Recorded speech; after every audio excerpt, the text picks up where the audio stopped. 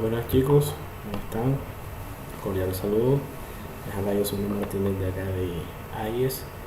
Hoy vamos a ver el tema de logística básica, pero vamos a ver algunos conceptos básicos que hay que entender, que son claves ante entender cómo funciona, la redundancia, como entender cómo funciona este proceso de logística. Una de las cosas que tenemos que tener claro que la logística, como cualquier tipo de sistema económico, se basa en ciertos comportamientos del mercado. ¿Ok? Si recordamos un poco y hacemos un recorderis del concepto de logística, hace referencia a todo lo que nosotros utilizamos para el funcionamiento de una empresa, de una compañía, de una entidad. Lo que sería el transporte, lo que sería de pronto el embalaje, lo que sería el empaque, ¿cierto? Todo lo que, digamos, hace posible de que además de la producción o la comercialización de bienes o servicios, también sea todo su funcionamiento y todo lo que le rodea. Entonces, en primera instancia, lo que hay que tener en cuenta es lo que son los costos, es decir, lo que para nosotros, digamos, nos incurre en un valor monetario que es necesario para el desarrollo de nuestra actividad económica.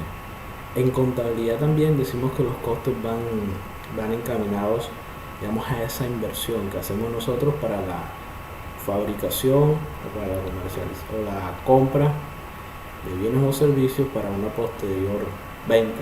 Entonces los costos en este caso para nosotros van a acarrear todos esos factores, digamos, todos los que sean necesarios, cuya finalidad sea la producción de un bien o la prestación de un servicio. Eso que nosotros nos vemos, digamos, encaminados a invertir.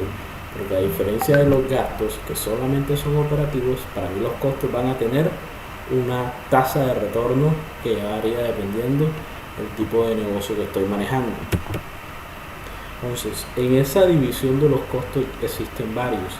Primero tengo unos que son los costes según su comportamiento, como vemos en pantalla.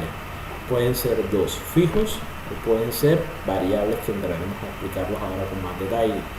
Digamos, también existe otra división que son los costes según el tiempo. Pueden ser costes a corto plazo o pueden ser costes a largo plazo. Digamos que ahí, digamos, la diferencia entre ambos es cuál es el lapso de tiempo que yo pretendo utilizarlos. Digamos, también hay unos costes según la imputación a productos que son directos o indirectos, que también vamos a ver, y algunos que son según su naturaleza, que digamos son ya en específico de algo, en específico dependiendo a qué situación van establecidos, como son los de amortización, los financieros, de tributos, de personal, materias primas o de distribución. Entonces, si vemos primero los que son, digamos, tienen la particularidad de ser según su periodo de tiempo, son a corto y largo plazo, ¿ok? Entonces, los de a corto plazo, ¿qué tenemos como base? Aquellos que sean a un plazo inferior al año. Normalmente se manejan unos lapsos de 2, 3 o 6 meses a máximo un año. Es decir, todo lo que sea inferior a ese lapso de tiempo. Costes a largo plazo hacen referencia a aquellos que son superiores a ese año y se pueden extender a través de un tiempo superior. Ya para mí, esos hacen referencia a costos a largo plazo. Un ejemplo sería de un costo a largo plazo, la adquisición de un terreno, la adquisición de inmuebles para destinarlos como locales comerciales, la compra de maquinaria grande que me toque, digamos, pagar a un tiempo bastante prolongado. De pronto, ahora, los de corto plazo, por ejemplo, pueden ser la compra de equipos de oficina, la compra de un computador que pague enseguida o el lapso de pago es muy corto, o la compra, digamos, de una mercancía para vender inmediatamente. O sea, es dependiendo el periodo de tiempo en el que yo pretendo tener esos costos. Me disculpan acá un momento.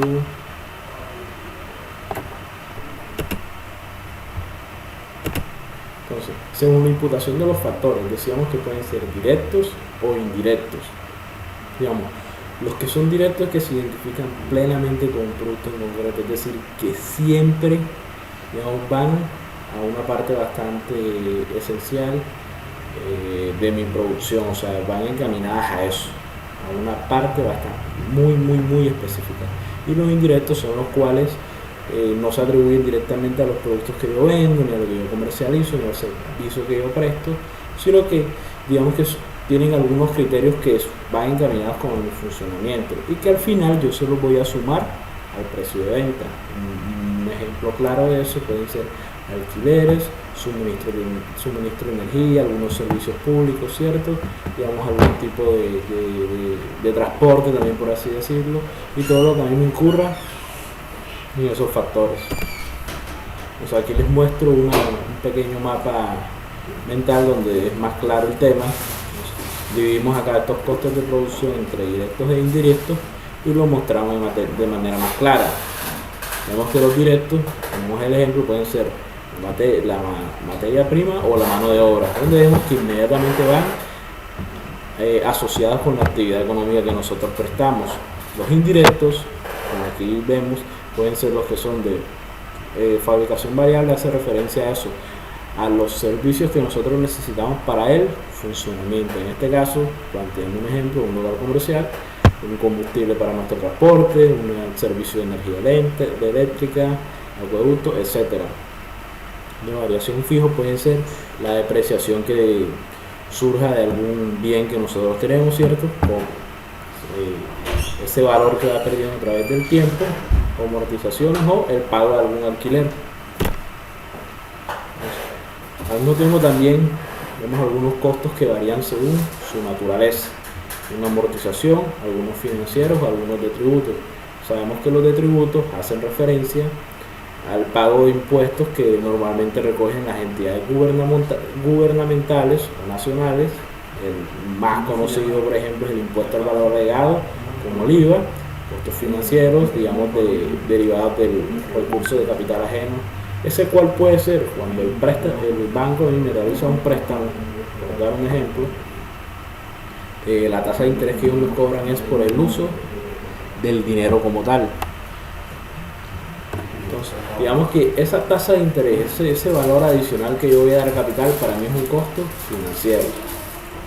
O sea, la amortización, como la venimos mencionando, es esa depreciación, esa pérdida de valor de los bienes que yo poseo como activo fijo dentro de mi entidad y cómo van perdiendo valor a través del tiempo. Otros costos, los costos de personal, ¿cierto? Que son a las personas que tenemos a cargo, a las personas que nos colaboran dentro de nuestra actividad económica, son empleados de la empresa, y el pago de sus honorarios o de sus salarios hacen parte de estos costos. Los de materias primas, que hace referencia a lo que nosotros gastamos en insumos, en materiales, en todo lo que nos permita a nosotros producir bienes o servicios. Y los costos de distribución o venta, que son los que van más arraigados a la logística, ¿cierto? A la puesta en marcha de todo el proceso de comercialización y de entrega, es eso, la distribución, digamos, los permisos, envíos y todo lo demás que vaya con ello. En algunos casos, digamos, las tasas de envío las asume el mismo productor.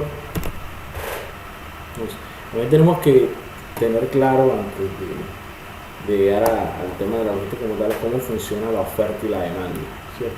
Digamos que son dos conceptos que siempre vemos muy seguido, lo escuchamos, pero hay que entender la naturaleza del comportamiento de cada uno.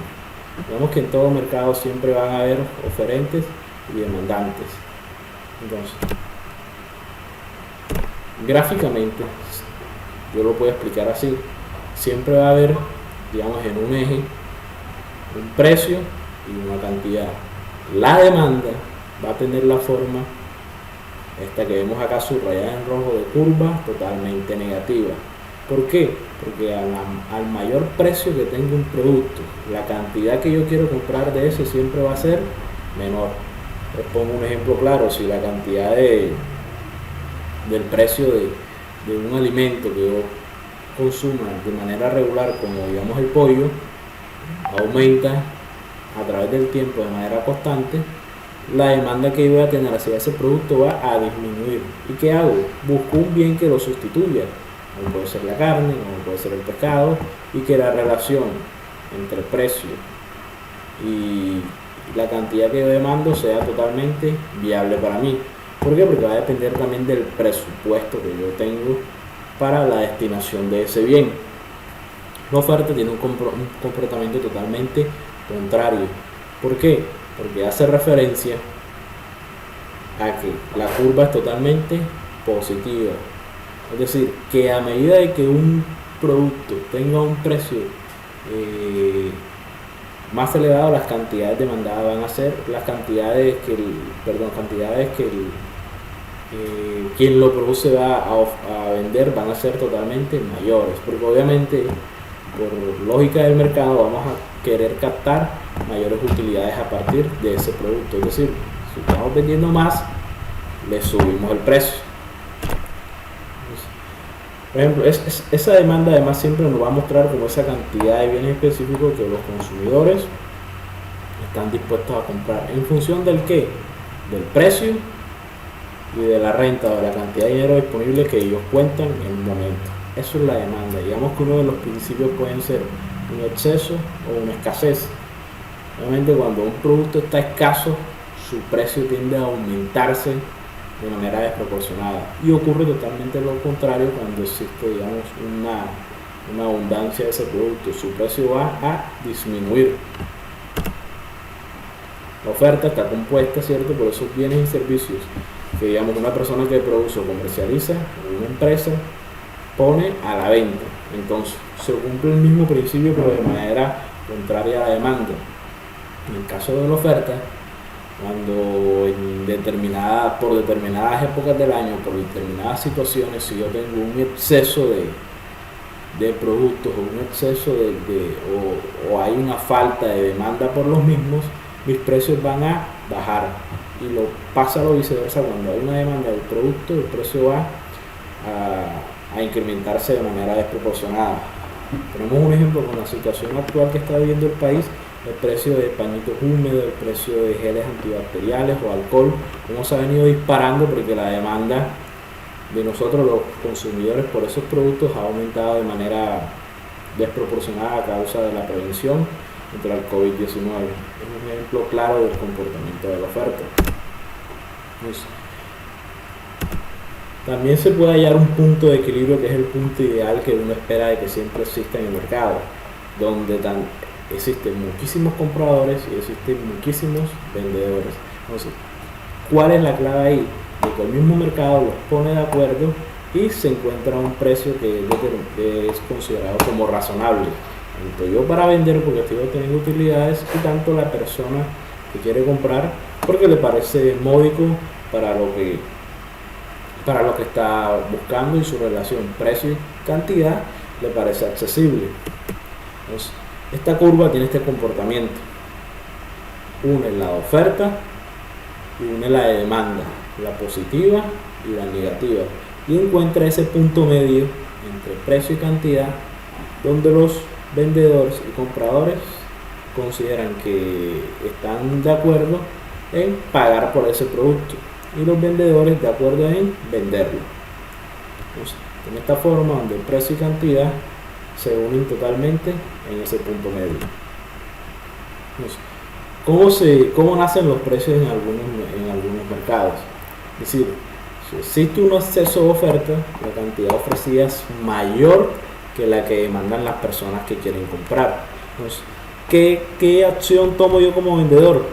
No hay de otra. Si no estoy teniendo la demanda esperada que yo, digamos, quería obtener por ese producto, tampoco puede quedarse, digamos, el oferente con el producto ahí sin darle una circulación a ese inventario, porque está incurriendo en una pérdida. Cuando los productos se vencen, también asumimos eso como pérdida.